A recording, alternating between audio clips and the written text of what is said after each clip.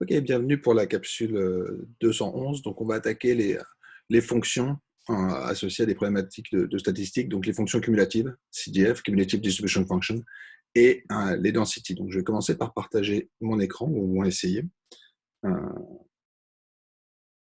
ok, donc on devrait être bon. Donc, première étape, donc ces fonctions de répartition qui vont être la première étape. Okay, donc pour essayer de comprendre comment sont distribuées les données. Et probablement, ce qui sera plus intéressant, ce qu'on voit un petit peu arriver dans ces graphiques qui sont quand même assez anciens, c'est visualiser la distribution. Et ça, c'est pas une fonction cumulée. On le voit, certaines fonctions sont décroissantes. C'est plutôt des histogrammes qui représentent en fait, des densités. Donc la densité, c'est la version non cumulée de la fonction de répartition. Donc on va essayer de présenter ça de manière un peu propre. OK. Donc première étape, la fonction cumulée. Donc on parlera, donc dans la première partie, dans toutes les premières capsules que je vais faire, je parlerai essentiellement de données univariées. Donc, pensez à la taille des élèves. Okay, X, ça va être la taille des élèves et je veux avoir des informations là-dessus. D'accord. On fera le cas multivarié un peu plus tard parce que c'est un peu plus tordu. Mais donc forcément, j'ai des fautes de frappe. Mais donc ça, c'est f de x. Donc f de x, c'est la grand F. Donc le grand F, ça sera cumulé. Petit f, ça sera la version différenciée. Okay, donc ça sera la densité. Donc grand F, c'est ma fonction de répartition. Donc f de x, c'est la probabilité que ma variable soit plus petite ou égale à petit x. Okay. Donc donc la taille de mes élèves, elle est en centimètres dans ma base. Je vous mettrai toutes les données sur GitHub. Donc f de 180, c'est la probabilité qu'un élève soit plus petit que 180 cm. Donc ça, c'est la distribution théorique de mes données. Quand on a un échantillon, x1, x2, x3, xn, donc on a n observations, comment est-ce que je fais pour rapprocher cette fonction de répartition? Donc c'est ce qu'on va appeler la fonction de répartition empirique. C'est tout simplement la fréquence. Okay, donc je me demande quelle est la proportion d'élèves qui sont plus petites que ce petit x. Quel est le nombre d'élèves qui est plus petit? Quelle est la proportion d'élèves, pardon, qui est plus petit que 180? Okay, donc peut-être que c'est 95 élèves sur 100, et donc ça me fera 95%. D'accord, donc cette fonction, on le voit, donc cette fonction, donc elle est cumulée, c'est Cumulative Distribution Function, donc elle est forcément croissante. Okay, donc j'ai forcément une proportion plus faible d'élèves qui sont plus petits qu'à 1m60 que ceux qui sont plus petits qu'à 1m80. C'est essentiellement de l'inclusion d'ensemble. Okay, l'ensemble des élèves qui est plus petit qu'à 1m80, il contient l'ensemble des élèves qui sont plus petits qu'à 1m60. Okay, donc la probabilité d'être dedans, elle est forcément plus grande. Okay, donc si jamais un événement A est inclus dans un événement B, la probabilité de A est forcément plus petite que la probabilité de l'événement B. Donc c'est juste ça qui fait que la fonction elle va être croissante. Et c'est une probabilité. Donc c'est dans 0,1. Donc ça va être une fonction qui va être croissante sur 0,1, tout simplement. Okay, je vous ai mis les codes R et Python pour le faire. Okay, donc je me contente de compter. Alors je vous ai mis la formule de maths qu'on va utiliser par la suite. Okay, donc F chapeau, donc c'est pour dire que j'estime ma vraie fonction que je ne connais pas. Okay, parce qu'encore une fois, j'ai un échantillon. Donc je renvoie là aussi aux capsules où je parle d'échantillonnage. On a un sous-ensemble de toute la population. Donc la vraie distribution des gens, je ne la connais pas, mais à partir de mes données, je peux en déduire une approximation, ce qu'on va appeler une estimation de ma fonction. Donc je prends 1 sur n, donc c'est le fait que je divise par la taille totale de ma population, je travaille en fréquence, donc c'est relativement à la taille de mon échantillon. Je compte combien de personnes sont plus petites, sont de taille plus petite ou égale à x. Okay, donc le 1, c'est une indicatrice, ça veut dire que ça vaut 1 si jamais la condition de l'intérieur est vraie, et 0 sinon. Donc cette indicatrice, on va la garder en mémoire parce que ça va être importante. Dans certaines applications, l'indicatrice deviendra du plus ou moins. Okay, moi, je prends des indicatrices standards de type 0, 1. Okay, donc soit c'est vrai et ça vaut 1, soit c'est faux et ça vaut 0. Okay, donc si jamais l'individu i est plus petit ou égal à x, dans ces cas-là, ça vaut 1, et si jamais il est plus grand, ça vaut 0. Donc faire cette somme, ça revient à compter le nombre de personnes plus petites ou égales à x. Okay, donc j'ai mes deux codes qui permettent ici de tracer ces fonctions. Je vais arrêter ici pour la fonction de répartition parce qu'en fait, c'est généralement pas ce qu'on va représenter. Ce qui va nous intéresser, c'est une grandeur qui est un peu différente. C'est cette grandeur-là. Donc f est une fonction croissante. Alors, on peut montrer qu'une fonction croissante, je peux l'écrire comme étant l'intégrale d'une fonction qui est positive. Okay, alors, pourquoi est-ce que je peux dire ça? Donc, pensez encore une fois à l'intégrale comme étant une somme. Okay, si jamais je vous dis que je somme des grandeurs qui sont de plus en plus grandes, faites-le dans un cas discret. Okay, si jamais j'augmente à chaque fois une grandeur, ben dans ces cas-là, je peux travailler sur cette différence. Et donc, l'incrément, la différence à chaque fois, elle va être forcément positive. Okay, donc, je peux écrire cette fonction-là. Donc, on a cette fonction petit f qui va être ce qu'on va appeler la densité de ma distribution. Okay, donc, grand F va s'écrire comme l'intégrale Alors, on peut partir à moins l'infini, c'est une écriture de style. On commence au début. Okay, donc pour la taille, on va commencer à 0, voire même à peut-être 20 centimètres. Je ne pense pas qu'il y ait de personnes qui puissent faire moins de 20 centimètres. Et on va cumuler jusqu'à la taille la plus grande possible. D'accord. Donc cette fonction, grand F va s'écrire comme l'intégrale de petit f, ce qui veut dire que petit f, c'est tout simplement la dérivée de grand F. Okay. Donc je renvoie là aussi vers les capsules plus spécifiquement de maths pour ceux pour qui ce serait un peu lointain. Mais donc cette densité qu'on va utiliser, c'est tout simplement la dérivée de la fonction de répartition. Okay. Et l'intérêt de cette dérivée, c'est que je peux exprimer toutes mes probas comme étant des intégrales. Okay, donc on va représenter ces distributions. Là aussi, je renvoie vers les capsules où j'ai mis quelques distributions classiques, en particulier la loi normale. Et donc, dans la loi normale, quand on voudra représenter la probabilité d'être entre moins 2 et 2, on calculera l'intégrale, c'est-à-dire l'air qui se trouve sous la courbe. Donc, l'intégrale entre moins 2 et 2 de la densité de la loi normale. D'accord. Donc, on peut montrer que la probabilité d'être dans un intervalle, c'est tout simplement l'intégrale, donc l'air, entre deux grandeurs. Donc, c'est pour ça qu'il faut faire très attention quand on travaille sur des densités. Ce qu'on essaie de voir, c'est des probabilités, et donc c'est des aires. Okay, donc on ne peut pas faire complètement n'importe quoi sur nos visualisations parce qu'il faut que les aires soient cohérentes. Okay, donc l'étape préliminaire avant de travailler sur ces densités, et ça va être étroitement lié, c'est l'histoire des histogrammes. C'est que les histogrammes sont quelque part des approximations de ces densités. Okay, encore une fois, c'est des comptages. D'accord, donc je compte combien de personnes donc, sont je découpe mes tailles d'individus dans un intervalle. Donc je vais dire, je vais prendre les moins de 1m20, entre 1m20 et 1m30, 1m30, 1m40, 1m40, 1m50, 1m50, 1m60, et je compte combien de personnes sont dedans. Donc on voit apparaître, en cumulant tout ça, on voit apparaître la fonction de répartition. Là, l'idée, c'est de dire, je ne cumule plus, je me contente de compter dans chacun des intervalles. Okay, donc on va compter dans chacun des intervalles combien de personnes on a. Donc ça va être l'histogramme, et ça va être effectivement une première étape pour construire un estimateur de cette densité. Sauf que les histogrammes, c'est problématique. Donc ici, j'ai deux graphes, j'ai toujours la taille de mes élèves. En bleu, les garçons, en rouge, les filles. Okay. Il y a un énorme souci, c'est que les histogrammes dépendent très fortement du découpage qu'on utilise. C'est-à-dire que si jamais je découpe tous les 10 cm, ce n'est pas la même chose que si je découpe tous les 5. Donc c'est ce qu'on observe sur ce graphique-là. D'ailleurs, je pense que les graphiques du bas, ce sont des... Ah oui, non, pardon, je change d'unité, ça va être une autre discussion. Donc c'est la partie du haut. Donc j'ai la taille en centimètres, mais dans un cas, j'ai découpé tous les 10, et dans l'autre cas, j'ai découpé tous les 5. Donc on voit que l'allure, elle est à peu près la même, mais techniquement, on a des petites bosses qu'on n'observait pas avant. Après, il y a un autre problème qui est que quand je change d'unité, ça va changer. C'est que classiquement, quand on fait un histogramme, on aime bien découper de manière régulière. Donc par exemple, en centimètres, je vais couper tous les 10. Donc 1m50, 1m60, 1m70, 1m80. Maintenant, qu'est-ce qui se passe si jamais je mets les mesures en pouces?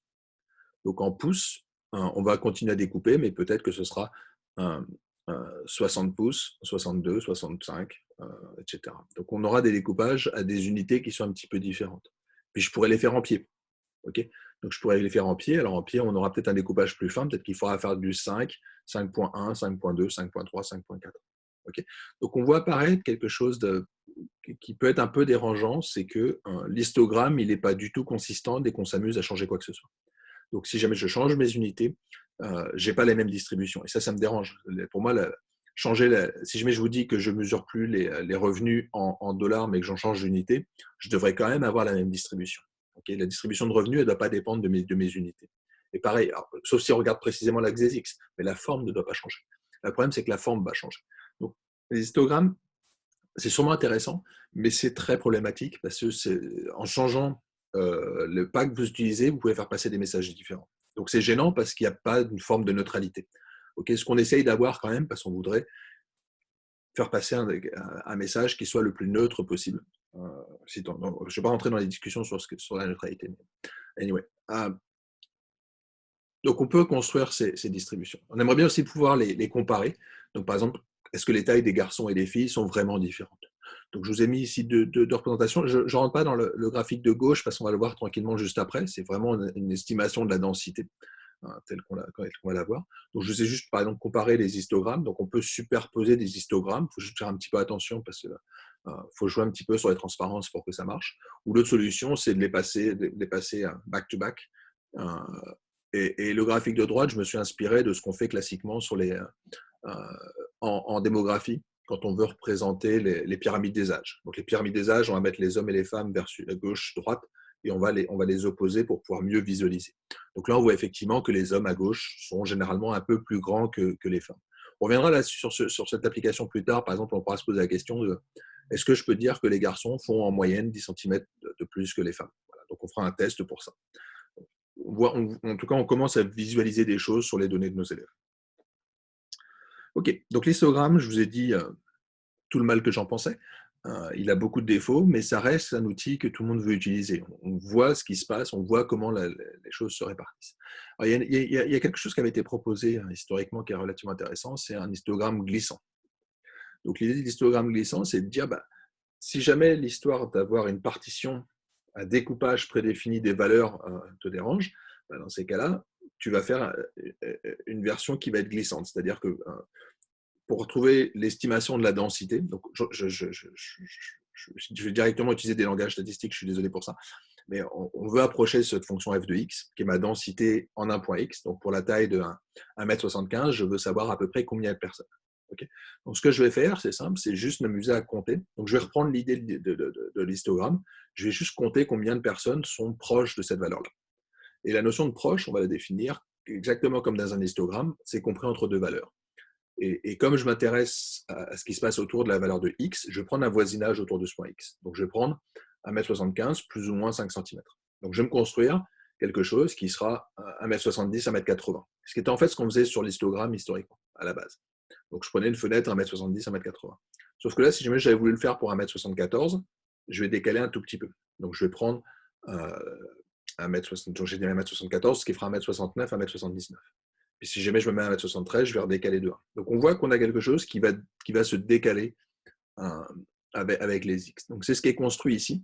Okay. Donc je vais revenir sur la formule. Donc la formule me dit je compte le nombre d'individus qui sont à une distance qui est O plus H sur 2. Donc H, ça va être ce qu'on va appeler la fenêtre.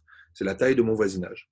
Donc est-ce que je veux dire que quand je fais 1,90 m, je suis proche ou pas d'1,70 m? Donc là, c'est une fenêtre qui est grande.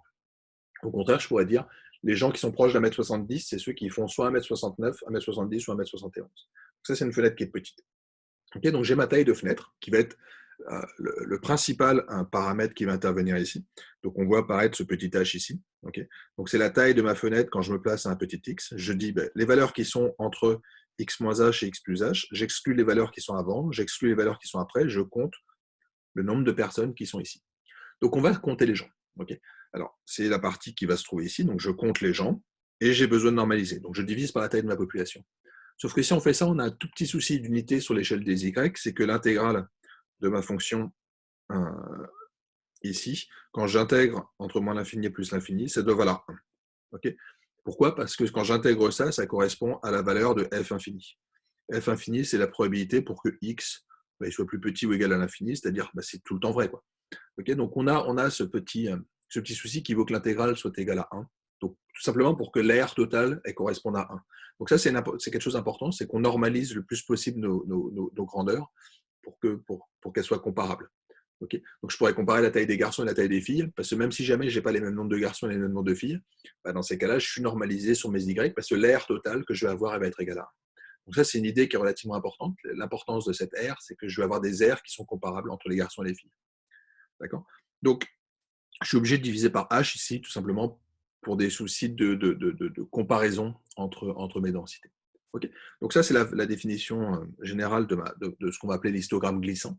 Okay, et c'est ce qui est mesuré ici. Donc, par exemple, je me place en 1,75 m et je regarde combien d'individus sont plus ou moins proches de cette valeur-là. Donc, si jamais je suis relativement proche, je le compte. Et si jamais je suis trop loin, je ne le compte pas. Et je vais faire varier x au fur et à mesure. Et donc, on va récupérer cette courbe noire. D'accord? Donc ça, c'est l'histogramme glissant. Donc ici, je le faisais sur 1,75 m pour les garçons et pour les filles. Et ici, je me place en 1,75 m entre les garçons et les filles. 1,65 m. Okay, donc on voit que les estimations des densités ne sont pas les mêmes. Okay, 1,75 m, c'est un peu la valeur, ce qu'on va appeler le mode de la distribution. C'est là qu'on a l'essentiel de la population d'hommes. Okay, par contre, pour les femmes, je suis sur la partie un peu extrême à droite. Par contre, je me place sur 1,65 m, je suis au mode pour les femmes, mais par contre, pour les garçons, je suis chez les petits garçons. Okay, donc, on a quelque chose qui est relativement robuste, en tout cas. Et donc, je vous ai fait comme ça, c'est ça, 1,75 m, 1,65 m, 1,70 m, 1,60 m. Donc, on voit arriver cet histogramme glissant. Donc, l'histogramme glissant, c'est cette courbe que, bien sûr, je triche parce que je vous donne l'impression qu'elle est lisse. Ce qu'on va essayer de récupérer maintenant, c'est c'est quelque chose de lisse. Okay, j'ai quelque chose qui est très, très, très erratique parce que, encore une fois, je monte tous les centimètres, je vais avoir quelque chose qui varie. Okay, donc ça, c'est lié au fait que mes données sont discrétisées en centimètres. Okay, c'est des données qui, à la base, sont en centimètres, qui pourtant viennent d'un site américain, mais j'ai les données en centimètres et donc ça va me creuser cette irrégularité. Donc ce qu'on va essayer de faire par la suite, c'est essayer de récupérer quelque chose de lisse parce que je reviens à la phrase d'Alfred Sauvy dont je parlais dans une capsule précédente. La statistique, on va souvent essayer de compenser l'incertitude fondamentale par une précision presque infinie sur les chiffres. Donc, il faut oublier le côté être très fin. Okay, ça ne sert strictement à rien. Ce qu'on veut juste, c'est récupérer quelque chose qui nous donne l'allure générale, parce que c'est ce qu'on veut voir en tout cas. Okay, donc, on va essayer de lisser au maximum. Alors, juste une petite remarque pour ceux qui veulent aller un peu plus loin. Donc, on a pas mal de propriétés sur ces grandeurs, sur ces histogrammes.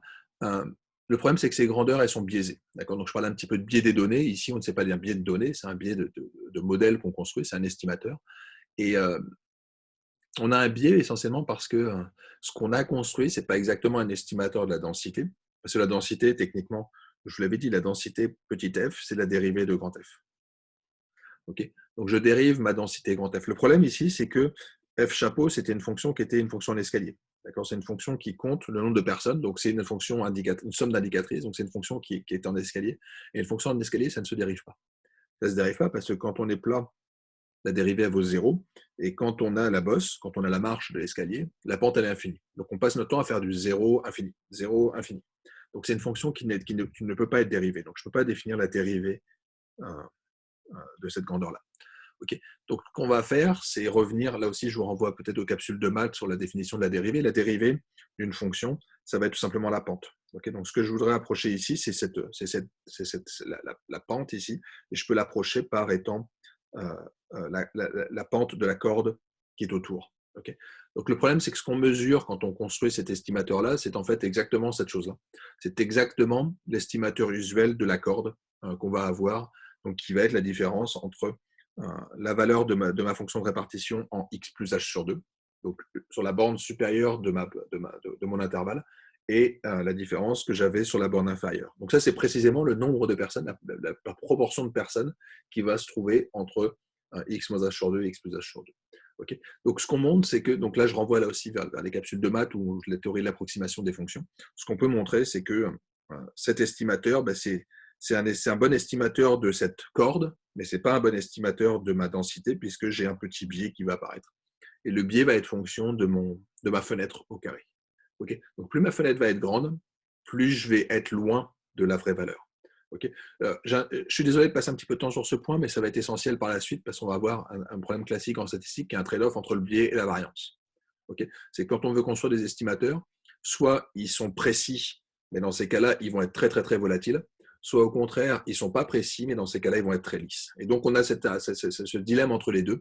Okay, donc, je pense que Marie-Jean en parlera un tout petit peu parce que c'est les problèmes d'overfit qu'on a dans les modèles ou d'underfit. Soit le modèle n'est pas assez précis, soit il est trop, et il faut trouver le bon niveau entre les deux. Mais en fait, on l'a historiquement en statistique, ce problème. C'est vraiment le problème qu'on aura ici. Donc, le biais, il fait apparaître un H à la 2. Okay, donc, le H, encore une fois, c'est la taille de ma fenêtre. Donc, plus ma fenêtre est grande, plus je vais être mauvais. Okay, repensez à l'histoire de ma corde. C'est que quand j'essaie d'approcher une dérivée par une corde, plus je prends une corde qui est définie sur des points qui sont loin, plus moins ça a de sens. Okay, la pente qui va se trouver ici, elle est probablement très très loin de la vraie valeur de ma dérivée. Okay, donc c'est ce qu'on va avoir. Par contre, la variance, elle va être inversement proportionnelle à la taille de la fenêtre. Donc plus ma fenêtre va être petite, plus je vais avoir de variabilité. Pourquoi? Parce que je fais une moyenne. Okay, c'est la formule qui est ici. Ce que je compte ici, c'est le nombre d'observations. C'est une moyenne d'observations qui sont dans un intervalle. Donc, plus mon intervalle est petit, moins j'ai de monde, et moins j'ai de monde, plus c'est erratique. Okay, donc, on a envie d'avoir beaucoup de monde, et pour avoir beaucoup de monde, ça veut dire que j'augmente la taille de ma fenêtre. Et donc, on a ce trade-off qui est, j'aimerais bien avoir beaucoup de monde, mais j'aimerais bien être aussi local. Okay, la dérivée, par définition, elle est locale. Et donc, on a cet arbitrage impossible à vouloir à la fois être petit et grand. Et alors maintenant que j'ai fait les maths, je peux vous expliquer ce que ça veut dire visuellement. Okay. Voilà l'histogramme glissant. Okay. J'ai deux possibilités. Soit je prends un H qui est petit, soit je prends un H qui est grand. Si jamais mon H est petit, ça va me donner quelque chose où je dis, le voisinage d'1,70 m, c'est 1,69 m, 1,71 m. Donc, je suis tout petit, petit, petit. Okay. Et donc, forcément, je vais être très, très bon pour estimer la vraie valeur de ma densité, mais de l'autre côté, je vais changer tout le temps. Okay. Quand je veux passer d'1,71 m à 1,72 m, pour peu que j'ai 3 observations de plus qui font 1,73 m, je vais avoir un saut énorme. Donc, c'est ce qu'on observe ici. J'ai des choses qui sont très, très, très erratiques, ça bouge énormément. Okay. Donc, j'obtiens des choses qui sont très, très, très laides. Okay. Ça, c'est quand H est petit. Et l'autre possibilité, c'est de prendre un H qui va être grand. Donc, un H qui est grand, ça veut dire mon voisinage d'1,70 m, c'est entre 1,80 m, 1,60 m et 1,80 m. Donc, c'est quelque chose qui va être au contraire très, très lisse. Okay. Sauf qu'on n'est plus très bon. Donc, j'ai une variance qui est faible. La variance, c'est la variabilité. Okay. Donc, j'ai quelque chose qui est très volatile. Mais par contre, je suis complètement mauvais. Ici, j'avais un pic quand même au centre. Je ne l'observe pas du tout. Okay. Autant ici, je montais très très haut. Autant ici, sur la partie droite, je ne le capture pas. Voilà. Donc, on a cet arbitrage impossible. Impossible. Il va falloir en tout cas se fixer un critère pour pouvoir trouver la valeur optimale de notre H. On est dans ce problème classique de boucle d'or. Il ne faut pas qu'il soit trop petit, il ne faut pas qu'il soit trop grand. On doit être quelque part au milieu. D'accord. Je ne rentre pas dans le détail de ce que ça veut dire quelque part au milieu. Il existe des manières optimales de choisir, okay, soit par validation croisée, soit par des règles asymptotiques mathématiques. Mais en tout cas, on peut trouver une valeur qui soit ni trop grande ni trop petite. Okay, on va toujours essayer de se mettre quelque part entre les deux. Donc, on aura des courbes assez classiques. Alors, typiquement, si je reprends mes courbes de tout à l'heure, donc je vous disais, le biais, il va être croissant. Donc, on avait vu quelque chose qui était en H carré sur le biais. On avait quelque chose qui était décroissant pour la variance. Okay, donc était en 1 sur H. Okay, on se doute qu'on doit être quelque part entre les deux. Alors, ce qu'on va introduire derrière, c'est une notion de mean square error. Donc, le MSE, ça va être la grandeur en statistique qui nous permet de construire quelque chose qui sera, techniquement, ce sera le carré du biais plus la variance. Et donc, on peut montrer qu'il existe une valeur ici qui sera la valeur pour laquelle j'ai la valeur optimale de ma fenêtre. Voilà. Je ne vais pas rentrer dans les détails, c'est juste, encore une fois, un point culturel. Mais c'est ça qu'on va essayer d'avoir quand on fait des notions d'estimateur de densité. Et on peut faire un petit peu mieux. Et c'était sur ce point sur lequel je voulais arriver aujourd'hui, dans cette capsule. C'est ce qu'on va appeler des estimateurs à noyau. Okay. Donc, je ne sais plus quel titre j'ai mis. Voilà. Kernel density. Donc, kernel, c'est la notion de noyau. Okay. Donc, on va non plus compter le nombre de personnes. Donc, ce qu'on disait pour l'instant, c'était je me place sur un point petit x et je vais juste dire si jamais je suis entre x moins h sur 2 et x plus h sur 2, je compte les individus. Mais on voit que c'est un peu stupide. C'est qu'un point qui était juste ici, il va compter dans mon estimation de densité. Par contre, celui qui est juste à gauche, il ne compte pas. Et donc, on pourrait se dire, pourquoi pas avoir quelque chose d'un peu plus malin. Je dirais, je vais mettre des poids qui tiennent compte de la distance à petit x. Donc, quand je suis proche de petit x, le point, il compte pas mal. Par contre, un point qui est relativement loin, je vais pas en tenir compte. Donc, cette fois-ci, on a deux paramètres qui interviennent. Alors, même si je continue à insister sur le h, on a aussi cette fonction qui apparaît.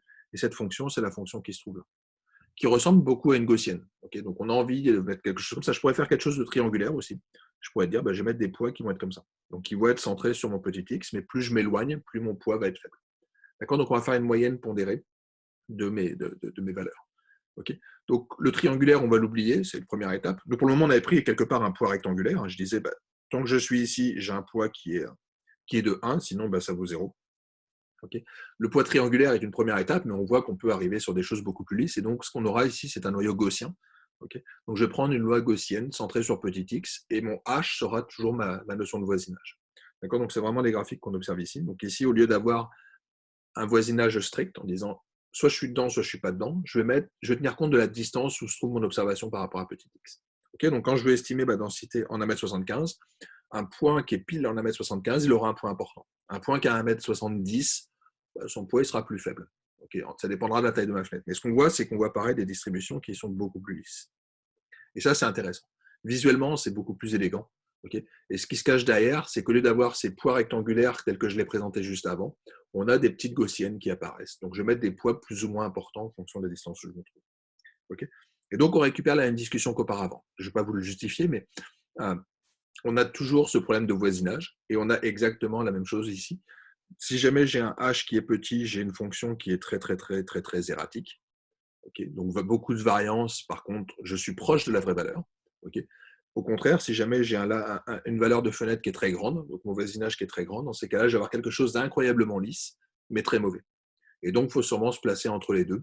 Donc, il existe souvent en tout cas pour la plupart des logiciels qui proposent des estimations de densité, un H étoile qui va être choisi de manière automatique. Okay, donc ça va être le optimal bandwidth, suivant un critère. Encore une fois, dès qu'on parle d'optimalité, on a un critère. Okay. Optimal, ça veut dire meilleur, et meilleur, c'est qu'on a une fonction qu'on essaie de maximiser ou de minimiser. D'accord. Donc en l'occurrence, ici, c'est souvent le MSE, le Mean Square Error, dont je parlais il y a 2 secondes. Donc tout ça, ça existe. Dans scikit-learn, vous avez le kernel density, qui est cette fonction qui existe. Donc vous lui donnez la fenêtre, vous lui donnez le noyau. Donc c'est exactement les deux paramètres dont je parlais, hein, c'est le H et le K. Okay, dans ces cas-là, il vous fait automatiquement le graphique. D'accord. Sous R, c'est la même chose. Vous avez une distribution. Vous demandez, donc tous les graphiques, encore une fois, je les fais en R. Pour récupérer les graphiques qui sont là, bah, c'est facile. Je lui demande de me faire un histogramme. Alors, petite subtilité, et c'est la même chose en Python, je lui demande de normer. Donc, ce qu'on appelle en R, c'est probability equal true. Okay. Donc, l'idée, c'est que mon histogramme ici, il est non pas un histogramme de comptage, mais il est normalisé pour que l'aire qu'on obtienne ici. C'est-à-dire que si jamais je calculais l'aire totale de mes petits rectangles qui sont là, l'aire devrait être égal à 1. Okay. Donc ça permet de comparer et surtout de pouvoir superposer mon graphique de ma densité qui a été obtenu par le noyau, qui est lissé, et mon histogramme. Les aires, l'aire qui se trouve sous cette courbe, donc l'aire de ces petits rectangles, et l'aire qui se trouve sous la courbe continue, elle doit être identique et elle vaut 1. Okay. Donc le fait de normer, et c'est ce qui est dit en Python, je norme mes données, je norme mes graphes, pardon. Normer les graphes, c'est de dire que je peux les comparer. Okay. Donc je peux effectivement mettre mes deux graphiques ici côte à côte et les comparer parce qu'ils sont comparables. Les aires sont exactement les mêmes. D'accord. Donc c'est un point essentiel, c'est que les graphiques, pour pouvoir faire des choses qui soient comparables, il faut qu'on ait des normalisations entre les deux pour pouvoir les superposer. Okay. Donc ici, c'est la notion de probability equal true ou de normalisation égale vrai. Okay. Et donc, on récupère ces deux fonctions-là. Je vais peut-être juste conclure pour cette capsule-là. Je vais juste vous montrer des choses un peu plus compliquées qui sont le cas où des fois les données ne sont pas exactement continues. Donc la densité n'existe que quand mes données sont continues. Okay. Ici, je vous ai mis un graphique que j'aime beaucoup, c'est les temps qui ont été mis au marathon.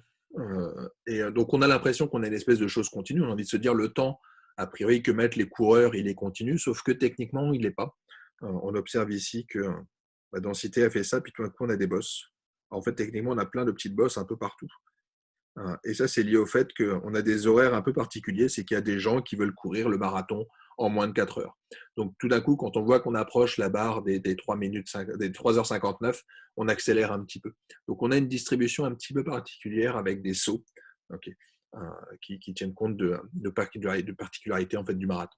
Okay. Donc, il y a des cas pour lesquels il n'y a pas de densité. Et dans ces cas-là, on obtient des choses un petit peu compliquées. Donc, cet exemple-là, c'est typiquement un cas où les histogrammes ont plus de sens que mes densités, parce que ma densité, moi, je vais l'avoir très régulière. Okay. Je ne peux pas capturer des sauts dans mes densités avec mes histoires de lissage. Le lissage, c'est vraiment pour rendre les choses régulières, mais il y a des cas pour lesquels ce n'est pas régulier, et le fait que ce ne soit pas régulier est intéressant. Si jamais je l'enlève, ici, je perds une grande partie de l'histoire sur la distribution de temps des coureurs. Sauf si, bien sûr, j'ai envie de comparer l'évolution des temps des coureurs entre 1960 et 2020. Okay.